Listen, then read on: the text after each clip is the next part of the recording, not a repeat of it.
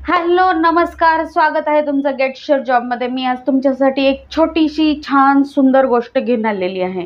गोष्ट पूर्ण ऐका, तुम्हाला नक्की आवडेल. मला स्वतःलाही आवडली आहे आणि आवडली असेल तर नक्की लाईक, शेअर आणि सबस्क्राईब करा.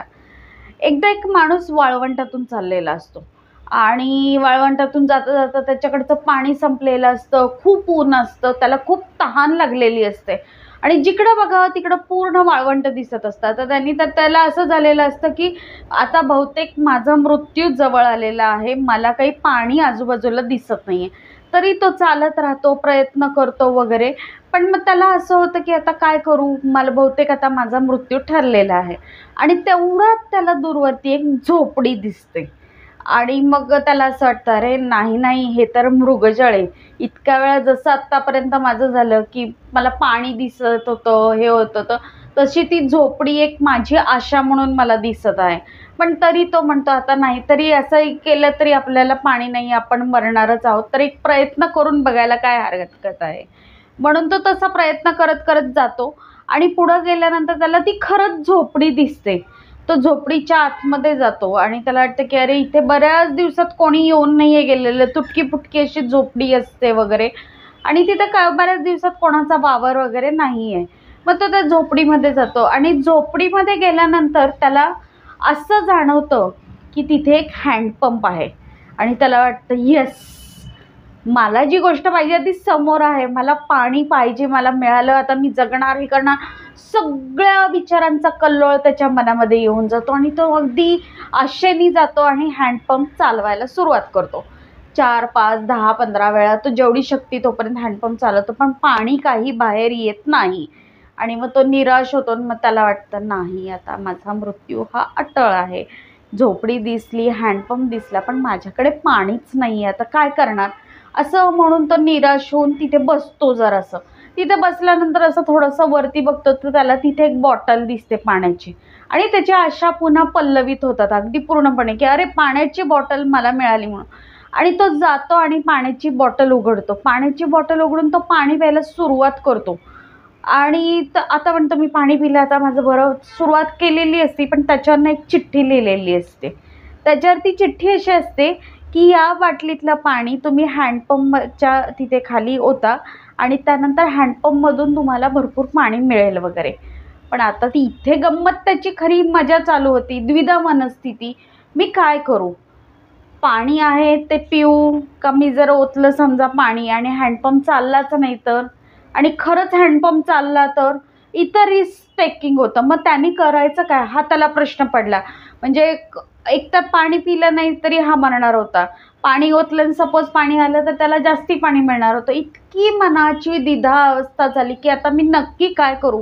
पण तो म्हणतो आता मी रिस्क घेतो आणि मग त्यांनी ती पाण्याची बॉटल त्या हँडपंपच्या इथे ओततो आणि परत 3-4 वेळा हँडपंप मारतो, चालवतो तो. आणि काय आश्चर्य, त्यातून पाणी भरपूर प्रमाणामध्ये येतं आणि तो अगदी मनसोक्त पाणी पितो आणि त्याच्यावरतीच लिहून ठेवलेलं असतं की पुन्हा ही बॉटल भरून तुम्ही ठेवा. त्याप्रमाणे तो ते पाण्याची स्वतःचं पाणी पिऊन झाल्यानंतर ती पाण्याची बॉटल तिथे वर भरून ठेवतो आणि परत मग तो थांबलेला असतो. त्याला परत अजून एक बॉटल दिसते. त्या बॉटलमध्ये एक पेन्सिल ठेवलेली असते, एक नक्षा ठेवलेला असतो. म्हणजे जर सपोज तुम्ही उद्या वाळवंटामध्ये चुकला तर इथून बाहेर पडायचा मार्ग काय आहे म्हणून तिथे तो नकाशा ठेवलेला असतो. तो नकाशा बघतो, लक्षात ठेवतो आणि म्हणतो आता चला, मला बाहेर पडायचा मार्ग सापडलेला आहे, मी जातो वगैरे. असं म्हणून तो जायला सुरुवात करतो. थोडंसं झोपडीपासून दूर जातो आणि परत त्याला काहीतरी असं मनात येतं म्हणून तो परत झोपडीत येतो आणि ती जी बॉटल असते पाण्याची त्याच्यावरती लिहिलेलं असतं की इथे, आणि त्याच्या खाली तो एक वाक्य लिहितो की हे खरंच काम करतं, माझ्यावर विश्वास ठेवा. कारण त्याची द्विधा मनस्थिती झालेली असती ना, त्यामुळे त्यांनी ते काम केलं आणि तो निघून जातो. आता या गोष्टीचं सार काय आहे हे महत्त्वाचं आहे. त्याला पाणी मिळतं, तो जिवंत राहतो, वळवंटातून बाहेर पडतो, कोणीतरी तिथं ती सोय केलेली असते. पहिली महत्त्वाची गोष्ट, आपल्या माणसाच्या आयुष्यामध्ये आशा कायम पाहिजे. जी त्याला आशा असते की मला या झोपडीत काहीतरी मिळेल किंवा मी जिवंत राहील वगैरे, आशेवरतीच माणूस जगतो. आणि अशीच आशा ह्या आपल्याला गोष्टीमधून दाखवलेली आहे की तुम्ही कायम आपली आशा ठेवा की तुमच्या आयुष्यात पुढं चांगलंच होणार आहे आणि त्या रीतीने त्या गोष्टीने काम करा, तुम्हाला त्याचा फायदा होईल. दुसरी आणि महत्त्वाची गोष्ट म्हणजे काहीतरी मिळवण्यासाठी काहीतरी द्यावं लागतं. म्हणजे नक्की काय, आता त्याला पाणी मिळवायचं होतं, ते पाणी मिळवण्यासाठी त्याला त्या बाटलीतलं पाणी द्यावं लागलं, ते त्याच्यासाठी इम्पॉर्टंट होतं. ते त्यांनी केलं. जेव्हा तुम्ही एखादी गोष्ट तुम्हाला पाहिजे असते तेव्हा तुम्हाला स्वतःला काहीतरी द्यावं लागतं, त्यातून तुम्हाला पाहिजे ती गोष्ट मिळते.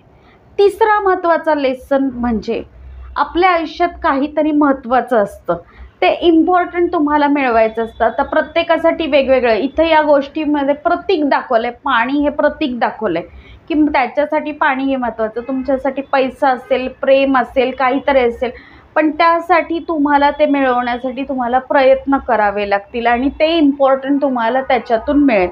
आणि महत्त्वाचं आणि शेवटचं म्हणजे तुम्ही चांगलं काम करत राहा. तुमच्या चांगल्या कामाची पावती कुठल्या ना कुठल्या रूपात मिळते आणि पुढचा माणसाला त्याचा नक्की फायदा होतो. आपल्याला असं कायम वाटतं, अरे याचा काय फायदा आहे, मी तर चांगलं काम करतो, पण कधी कोणाला कशी मदत होईल ते माहीत नाही आहे. त्यामुळे चांगलं काम करत राहा. तुमच्या वाट्याला नेहमी चांगलं भरपूर गोष्टी येत राहतील. हेच या गोष्टीतून त्यांना तुम्हाला सांगायचं आहे. तुम्हाला ही गोष्ट कशी वाटली ते नक्की सांगा. आवडली असेल तर नक्की लाईक, शेअर आणि सबस्क्राईब करा. धन्यवाद.